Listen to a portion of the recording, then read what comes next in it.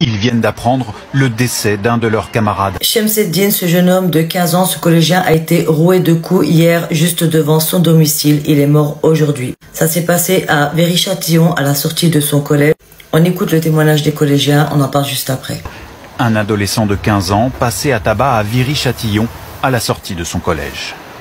Hier, vers 16 h, il quitte l'établissement après son cours de musique et rentre chez lui lorsqu'il est agressé dans cette allée. Ces deux collégiens qui se trouvaient sur place décrivent plusieurs agresseurs. C'est juste là. En fait, ils ont commencé là-bas et après ça s'est terminé vers ici. Du collège, on avait vu les 3 personnes cagoulées, mais on n'avait pas vu la scène où il s'était tapé. Mais en tout cas, tout ce qu'on sait, c'est que c'est parti du tabac tout là-bas. Et lui, il a voulu courir pour rentrer chez lui et ils l'ont suivi.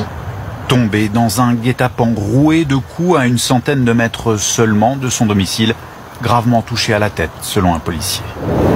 Une opération en urgence dans cet hôpital parisien n'a pas suffi à le sauver. La zone de l'agression est couverte par cette caméra de vidéosurveillance.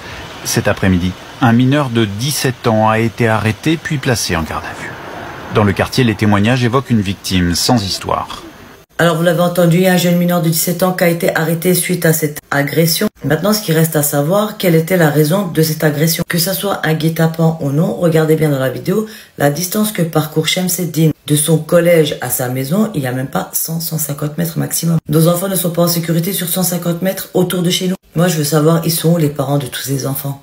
Où sont les parents de ces enfants? Je ne sais pas si vous avez remarqué, mais là, les jeunes générations sont en train de partir en vrille totalement. Il faut absolument se ressaisir en tant que parents et transmettre une bonne éducation à vos enfants, apprendre le bien et le mal, apprendre à avoir un bon comportement. Arrêtez de les laisser se perdre dans la délinquance et dans la violence. Moi, je dis force à la maman de Shamseddine, à toute sa famille. Toutes ces histoires me font vraiment mal au cœur. Dites-moi ce que vous en pensez en commentaire, mais en attendant, je vous dis prenez soin de vous, restez à l'affût. À bientôt.